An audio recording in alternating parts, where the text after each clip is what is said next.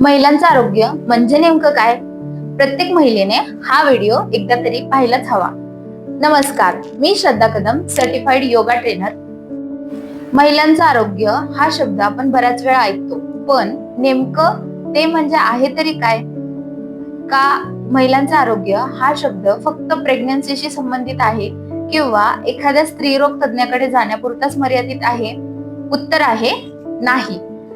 आजच्या या व्हिडिओमध्ये आपण महिलांचं आरोग्य म्हणजे नेमकं काय आणि ते प्रत्येक महिलेसाठी महत्वाचं का आहे हे आपण अगदी सोप्या अशा शब्दात समजून घेणार आहोत.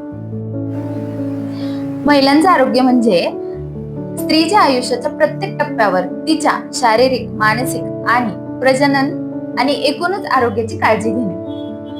त्यामध्ये फक्त आजारांवर उपचार करणं नाही, तर आजार टाळणं असेल, निरोगी जीवनशैली जगणं आणि तसेच आयुष्याची गुणवत्ता सुधारण्याचाही समावेश होतो. आणि म्हणूनच महिलांच्या वेगवेगळ्या वयात या वेगवेगळ्या गरजा असतात.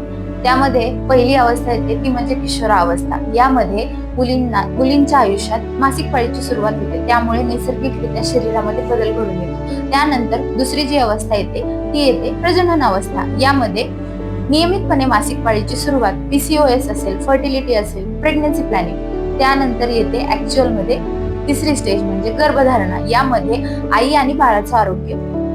त्यानंतर स्टेज येते चौथी, ती म्हणजे बाळंतपणानंतरचं आयुष्य. त्यामध्ये असेल बाळाचं आरोग्य, आईचं आरोग्य, ब्रेस्ट फिडिंग आणि त्यानंतर आलेलं पोस्टपार्टम रिकव्हरीचं किंवा मानसिक दृष्ट्या आलेलं डिप्रेशन म्हणा किंवा मेंटल हेल्थ. आणि सगळ्यात शेवटचा स्त्रीच्या आयुष्यातला टप्पा म्हणजे रजोनिवृत्ती म्हणजेच मेनोपॉज. यामध्ये हॉर्मोनल बदल खूप जास्त होतात, तसंच त्यामध्ये हाडांचं आरोग्य सुद्धा आणि निरोगी वृद्धत्व. तर आपण जाणून घेणार आहोत महिलांच्या आरोग्यामध्ये नक्की कोणत्या कोणत्या गोष्टी येतात. तर मासिक पाळीचं आरोग्य, हॉर्मोनचं संतुलन, PCOS, fertility, pre conception, pregnancy, postpartum recovery, त्यानंतर मेनोपॉज, मानसिक संतुलन असेल, संतुलित आहार, योग्य असा व्यायाम आणि योग आणि ताण व्यवस्थापन आणि सगळ्यात महत्वाचं म्हणजे पुरेशी अशी झोप.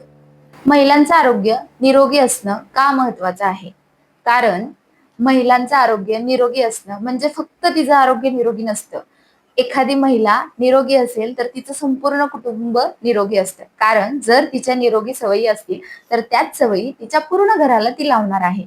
कारण सगळ्या घराचा कारभार ती स्वतः चालवत असते. त्याच्यामुळे तिच्या जेवढ्या निरोगी सवयी असतील, व्यायामाच्या असतील, खाण्याच्या असतील, त्या सगळ्या सवयींचा कुटुंबावर सकारात्मकच परिणाम होत असतो.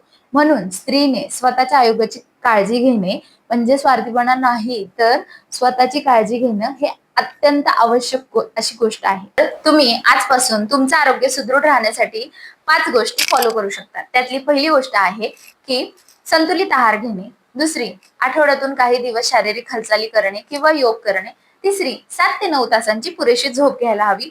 चौथी, मासिक पाळी असेल किंवा शरीरातील आणखी दुसरे कुठले बदल असतील तर त्याकडे तुम्ही दुर्लक्ष करायचं नाही. आणि 5वी आणि शेवटची गोष्ट म्हणजे की तुमची नियमित आरोग्य तपासणी व्हायला हवी आणि गरज असेल तर तुम्ही तज्ञांचा सल्ला नक्कीच घ्यायला हवा. त्याकडे दुर्लक्ष करायचं नाही आणि अंगावर तर अजिबात काढायचं नाही. महिलांना ती सवय असते. तर आपण आता जाणून घेणार आहोत मिथ आणि फॅक्ट. मिथ अशी असते, बऱ्याचदा महिलांचं फक्त आणि फक्त प्रेग्नन्सी मध्येच काळजी घेतली जाते आणि फक्त तेव्हाच महिलांचं आरोग्य महत्वाचं आहे असं आजही समाजामध्ये सगळ्यांना वाटतं. इवन ते स्वतःला तिला सुद्धा असंच वाटतं.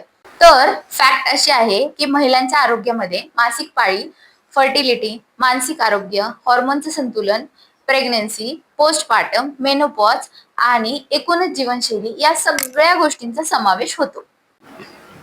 मला आशा आहे की महिलांच्या आरोग्याबद्दलची मूलभूत अशी संकल्पना आता तुम्हाला अधिक जास्त अशी स्पष्ट झाली असेल.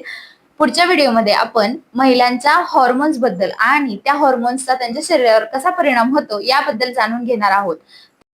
अशाच विश्वासू, वैज्ञानिक आणि सोप्या भाषेतील महिलांच्या आरोग्याविषयीच्या संकल्पना तसेच योग विषयक माहिती मिळवण्यासाठी श्रेयोगला सबस्क्राईब करा, आपल्या चॅनलला फॉलो करा, तसेच तुमच्या मित्रमैत्रिणी आणि कुटुंबियांसोबत आपल्या चॅनल नक्की शेअर करा. तोपर्यंत स्वतःची काळजी घ्या, निरोगी राहा आणि महत्वाचं म्हणजे योगाशी जोडलेले राहा. भेटूयात पुढच्या व्हिडिओमध्ये. धन्यवाद.